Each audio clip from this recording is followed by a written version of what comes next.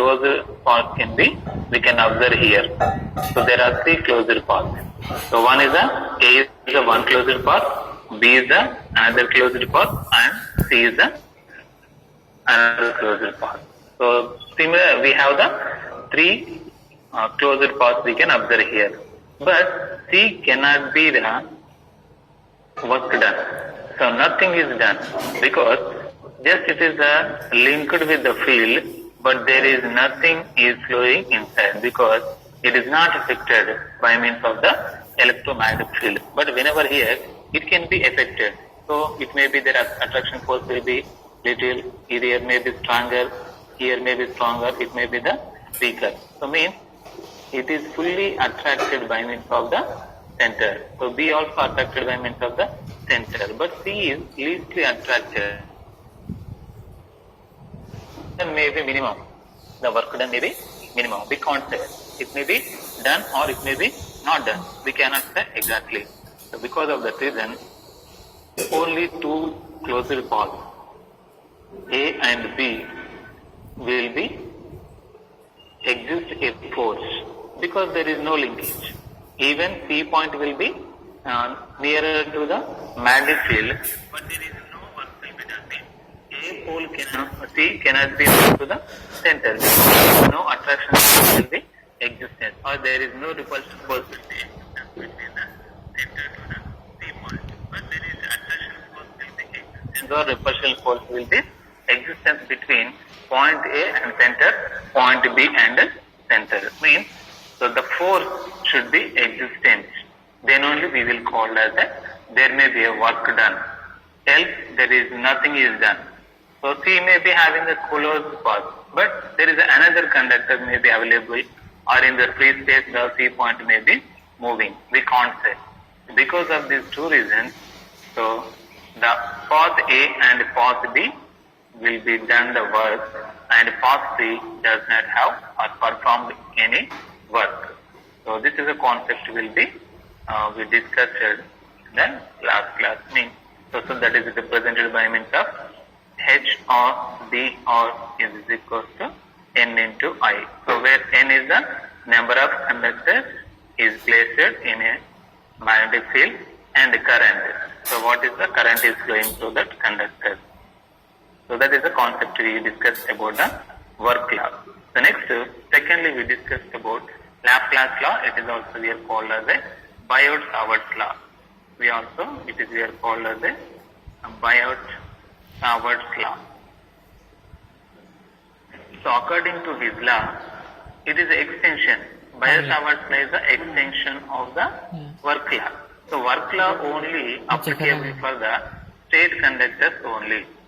If it is a circular conductor or if it is a solenoid conductor, so it cannot explain what is the work is done by means of that field. So to overcome that problem, so Biot is extended the work law to explain about the circular conductor as well as the solenoid magnet also. So this is the most important concept we can expect for the final examination also. Right? So here to understand the Biot-Savart's concept law, so first we are taking a conductor. So here a small portion of conductor we are taking. So this is a small portion. It is having the length we are assuming as a dl, small length. Total length we are considering with the L or capital L, but here we are taking a small length, and we are assuming the current is flowing in this direction. So the I is flowing through that conductor. The next, a unit N pole we are placing at the free space. So within a circumferences, the unit N pole will be there placed. So that is we are assuming as a P. And the distance between the center of the conductor to the point we are assuming as a small r. Small r the radius between center of the conductor to the a unit N pole. Unit N pole. And what is the angle of magnetic field length and the conductor is done. So that is we are assuming as a theta. That is we are assuming as a theta. So this is the assumptions we are made here. So according to his statement, he is invented so 4 things. First one, he want to explain about what is the strength is existence by means of the point P. I mean, if conductor is here, the point P is here, so there is a force will be existence. It may be attraction force or the repulsion force. It is not the matter. But what is the force existence between the center to the point P? So that is important concept. So according to his experiment, so whatever the force is exists between those two is directly proportional to the current. Is directly proportional to the current flowing through that conducting material. And directly proportional and is directly proportional to the length. So this is the length, means it is directly proportional to dl.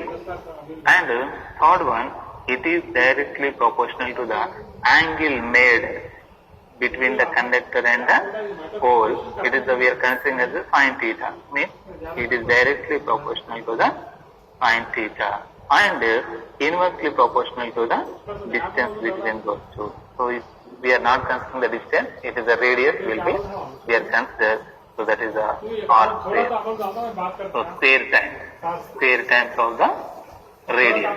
So simply we can say here, so small force field strength, it is where dH is directly proportional to I, is directly proportional to dl, is directly proportional to sine theta and is inversely proportional to the radius. So if you simplify all these 4 equations, so we can draw a single equation, that is a dH is equals to I into dl sine theta by r square. So there is a proportional constant is there. So this is a r square. So if you want to remove the proportionality, so then we are making a constant k into I dl sine theta by r square. Already we know the k value. What is the k value? K is equal to generally we are writing as a 4 pi mu. So mu value is the mu is equal to mu naught into mu r.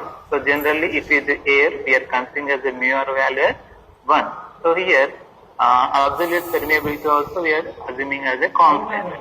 So means, so simply instead of mu naught also we can write as a 1. So therefore mu is equal to 1 into 1. So that implies, so this term can be neglected or it is multiplied by means of 1. And means k is equal to 1 by 4 pi. So 1 is 4 pi. So that value we are substituting here. So finally we are getting the equation dH is equal to I dl sine theta by, in denominator we are getting as a 4 pi r square. The unit is the ampere turns per meter. So this is the equation we have derived in the last session. So and we think about where is the application. So where is the application is nothing but, so this is the extension of work class. Because of that reason, this is mostly we are used to determine the magnetic field strength. Strength is represented by means, or the force is represented by means of H. Physical it is represented by means of F, but technically in magnetic field the force is represented by means of capital H. B is the density. Density is nothing but how many lines can be fitted for a given area. So that will be we are called as a density. So these all terms we should remember. What is the B and what is the H. So these two things will be very helpful while we are doing the calculation or other whatever the derivations we want to find out. So those things also we want to discuss about that, right? So because of these two reasons, so here we can there is a possibility for measuring of field strength or force. Bag में है. Right, be careful about your unmute option. So why I want to enable unmute option is ultimate to involvement purpose only. है. So if you are busy, so you are not able to listen the class, don't join the class. So it may be disturbance to others also. If you want to continue in the class, so just be careful about it. Okay, right. So we see the application. So mostly Biot-Savart law can be used to determine the magnetic field strength. Means, so the H value we want to determine with the help of the Biot-Savart law. So what is the equation we are getting here? dH is equals to so I into dl sin theta by 4 pi r square. So means the H value we are determined. So what is the H is represent? The field strength of a given conductor. So it can be used for state conductor. For example, only a single conductor is placed here. Whenever current is passing through it, so the field lines will be produced. So the field line strength also we can determine with help of the Biot-Savart law.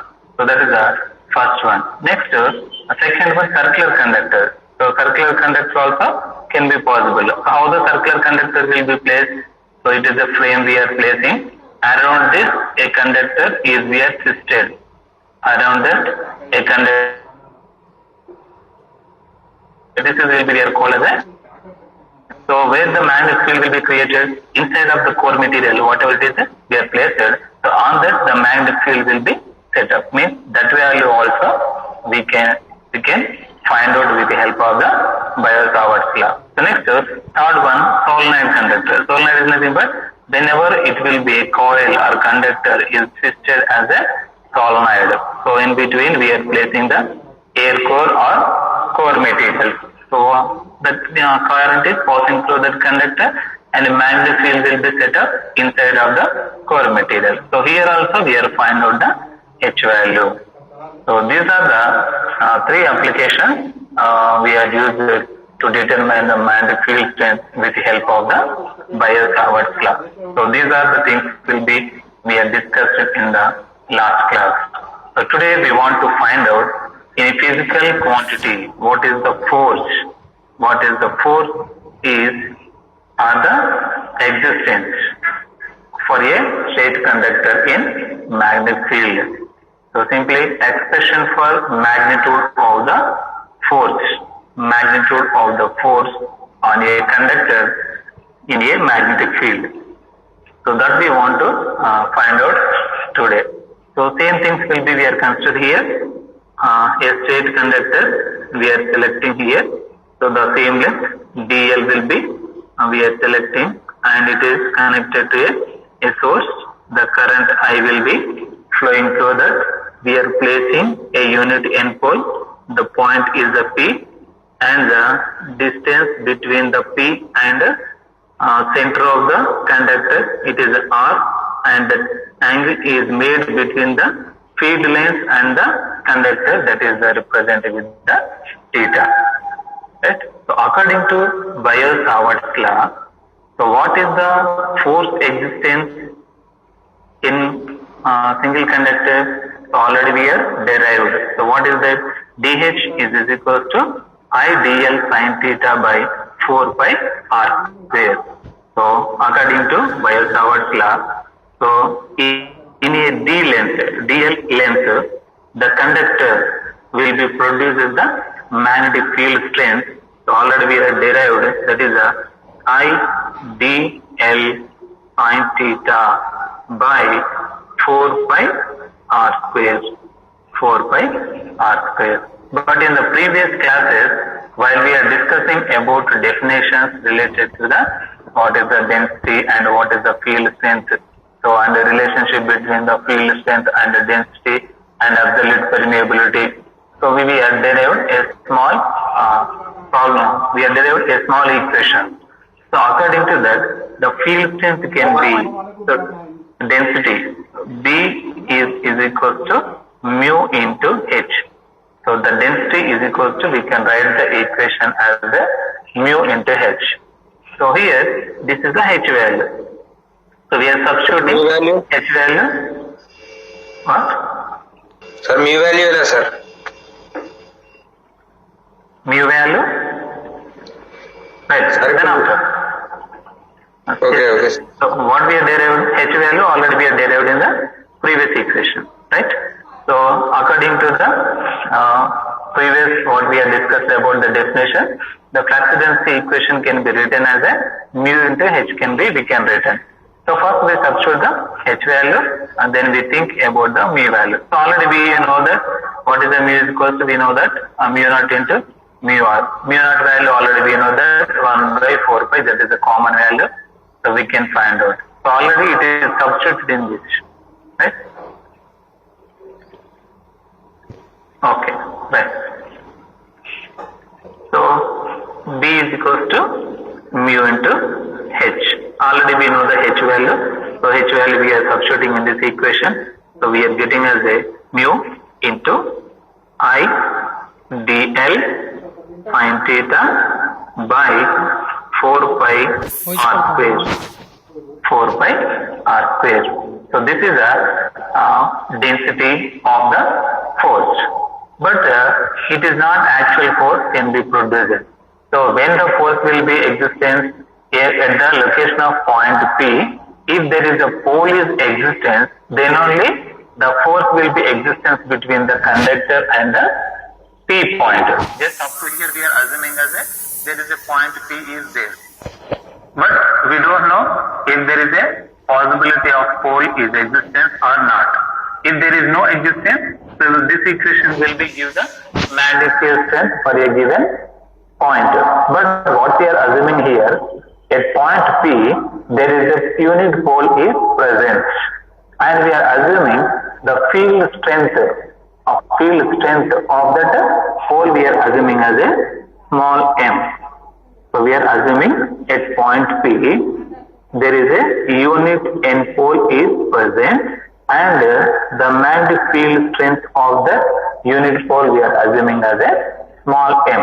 According to Coulomb's law, already we know that the force can be written as a m1 m2 by 4 pi r square. So that is the value by d square we are derived the equation. So similarly, we want to find out the force for this given instead.